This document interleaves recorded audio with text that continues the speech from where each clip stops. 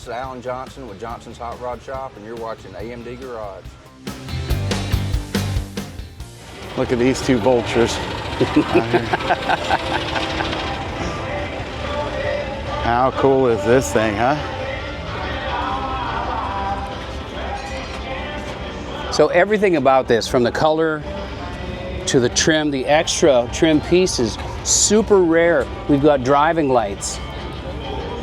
The script, the little, whatever you would call that. I don't know what it is. It's just a little emblem on top of the radio antenna, or the aerial is what we used to call them. Thermador coolers, the trim on the back side of these fenders. You just don't see this very much. I've seen it in a few trucks. A buddy of mine, Mike Patchlock up in Canada, has got the 1500 series, and he's got these on it. But this is just such a clean, nice example. I mean, down to the pinstriping, the upholstery on the inside.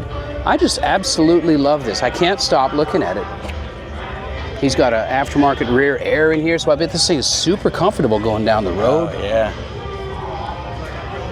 But he's paid just enough attention to all the original details that they're not lost.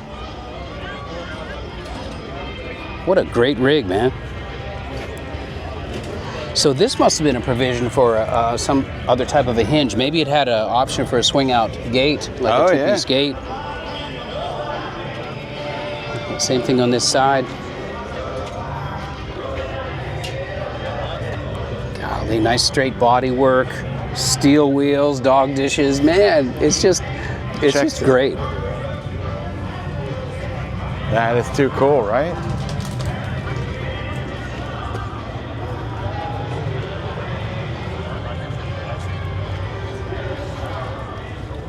So look at the radio in the middle of the dash, Jason. I don't know, it looks like a stamped piece, but you've got the Bakelite buttons, the push buttons, even the shifter knob looks like the original Bakelite plastic. How cool is that? I don't know if it's aftermarket or not, but it sure looks like original equipment. So no doubt whether it was born this way or whether they optioned it up, it is a heavily optioned early 49 Suburban. It is outstanding, man.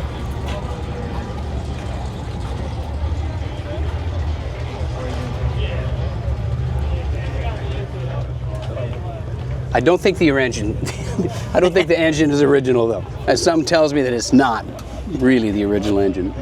This would have had what, a 216 inline six or something like that?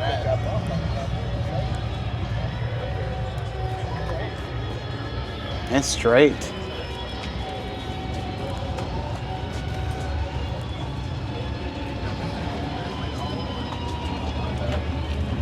Do you guys know who this is? Okay. It's a 1951 Chevrolet Suburban. It's on a Fat Man chassis. It's got a 5.3 4L60. It's on air. Yeah. Got front and rear air. I saw the rear air unit. Yeah. What brand is that? Vintage. Yeah, Vintage Air, right. Yeah. How long have you had it? I finished building it in 13, I believe. Yeah. So obviously you do a lot of traveling with it, right? Well, yeah, we go local cruise-ins. Yeah. Where are you out of? Doyle, Tennessee. Okay, so you're Tennessee. Good Yeah. deal. Yeah. Yeah, you just don't see the early Suburbans any longer. Yeah. And what blows me away about it is all the options that you've got on it. I don't know how many of them are original, but like the radio, I was noticing the radio knobs, and it looks like it came in the dash like that. Is that That's original radio, but it's an aftermarket that's been AM, FM, but it's original. Right. Looks original. Yeah. Original grill guard. And the fender trim. I've got a buddy, like I was telling Jason, I've got a buddy up in Canada that's got, it's an early GMC truck, it's got that fender trim on it Yeah. that he took off of a Suburban Yeah.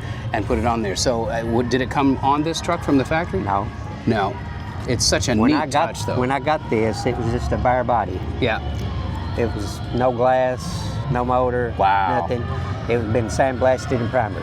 So you've done the major Easter egg hunt, Yeah. tracking down parts, getting all the stuff to make Yeah. this thing look period correct. Yeah, I mean, I've seen a lot of trucks. I've been to a lot of car shows, and this thing absolutely jumped out at us yesterday. We were hoping we'd find you again and get a chance to shake your hand. The Say, seats are original, like they're yeah, all the ones all the yeah, way back. yeah. Yeah. Where did you find all the trim and like the glass fuzzies? Did you have to make that stuff or what? Jim Carter Truck Parts. Okay, yeah.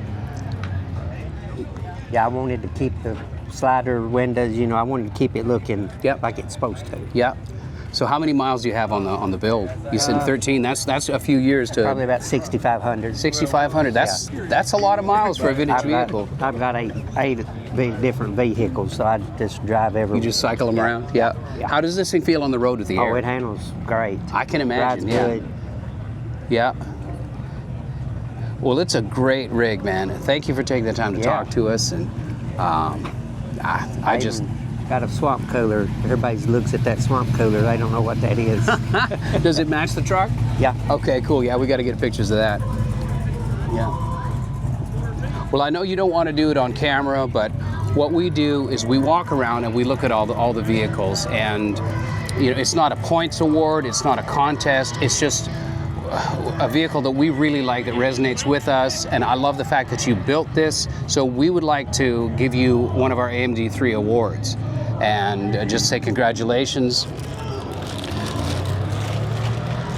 We have these made up. So there you go, congratulations. It's to the C10 Nationals. Congratulations. Thank you. For this, for an outstanding vehicle, something that grabs everybody's attention. I know you've had people talking your ear off over this thing, but we're happy that we got a chance to meet you and talk to you about it a little bit. It's amazing, man. I want to show you the tailgate. Yeah, let's.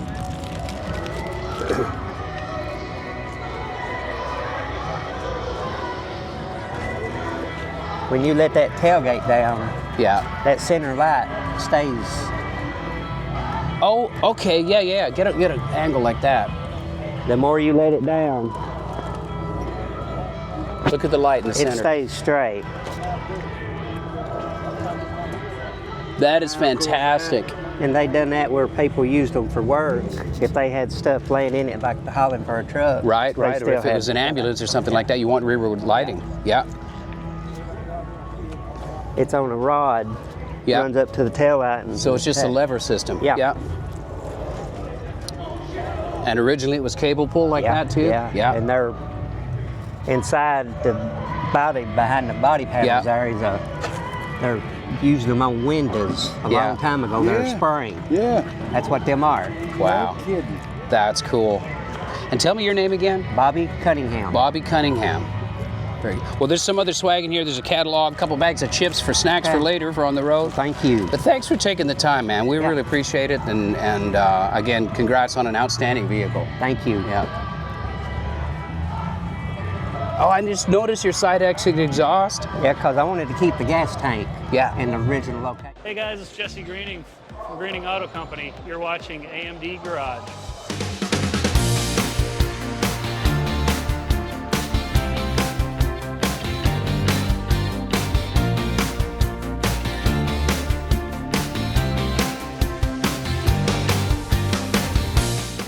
Hey, KT for AMD Garage, and we got Mitch.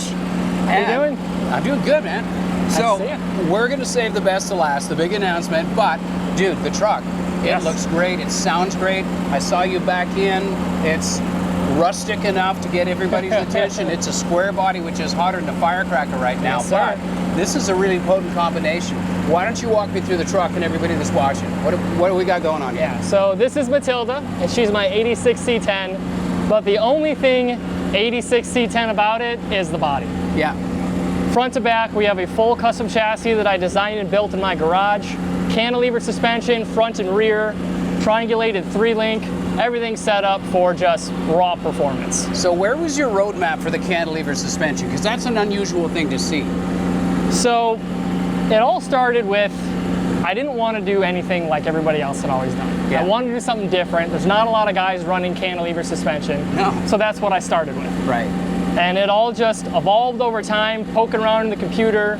The whole chassis was designed in CAD. Yeah. Everything there, machined, a bunch of pieces, all these plates. If you look, all these plates in here, those are all water jet. Yeah. Yeah. So it just started with wanting to be different. So the other thing is, what really piqued my attention is you were talking to Jason about this. You built this in your home shop. Yes. Yeah. So, dude, high five. Except for you're way taller than me, and I'd miss. But we got some nice touches. We got some pinstripe. We got some. So what about the front suspension? Let's go around and look at that. Yeah, let's go around to the front. So this is what started the whole chassis build. Well, I suppose we should back up a little bit further. It all started in the rear. Last season, I went through 3 10 bolts. Had it, I was gonna put a 9-inch in the truck. Yeah. I've been wanting to do something like this for forever. So this is a C5 front cradle assembly. I see the So we have aluminum, this, yeah. we have the subframe, power steering rack, upper lower control arms, knuckles, bearings, the whole 9 yards, everything from a C5. Yeah. So I found a wrecked C5 that had good front and rear suspension with all the brakes and all that. Picked it up super cheap and got my front suspension, brakes for the front and the rear. And then that's where the snowball began. Putting the rear end in the truck, I was thinking, we'll box the chassis. That's a lot of work. Maybe we'll back half. Yeah. So we do a nice back half, build a 4-link or a 3-link or something along the lines of that. Then this came along.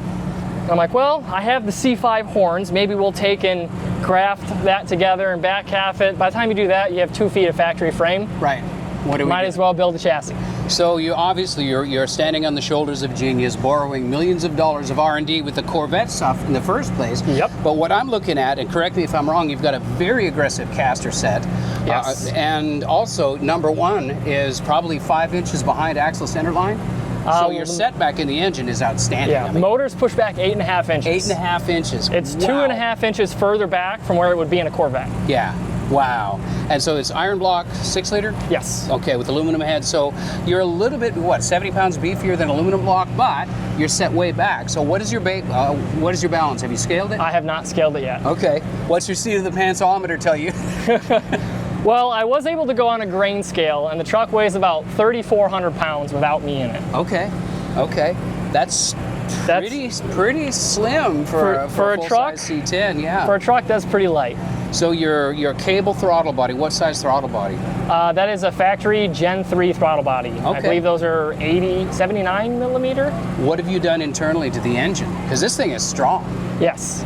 So it started with a LQ4 that I pulled out of a truck that was wrecked big time. Right. Like the dash was in the seats.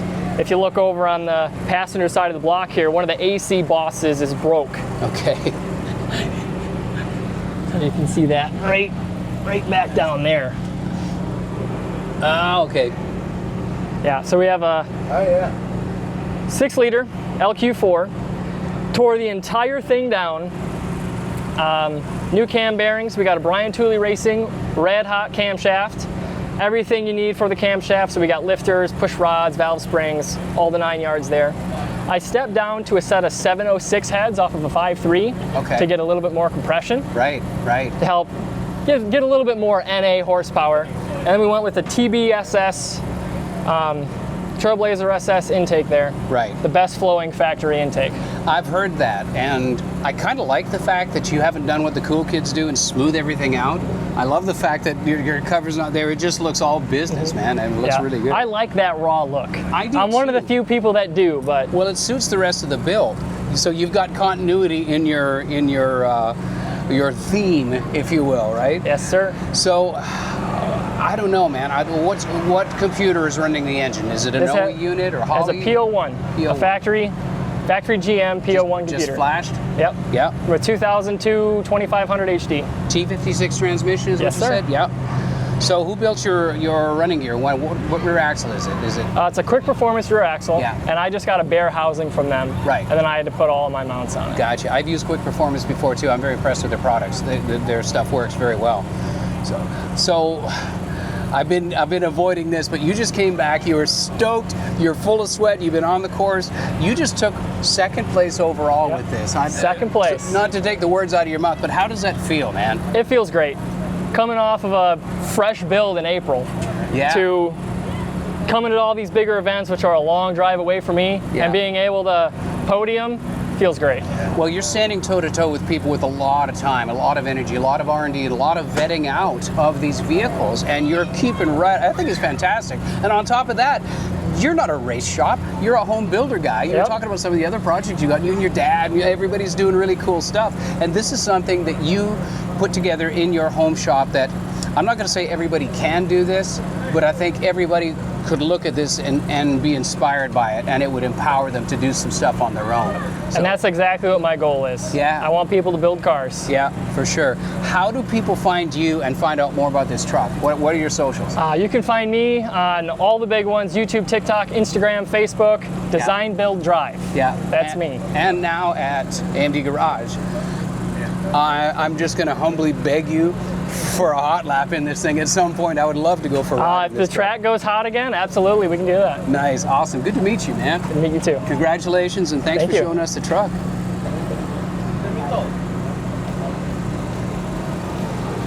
Hey, this is Wade at What's by Wade, and you're watching AMD Garage.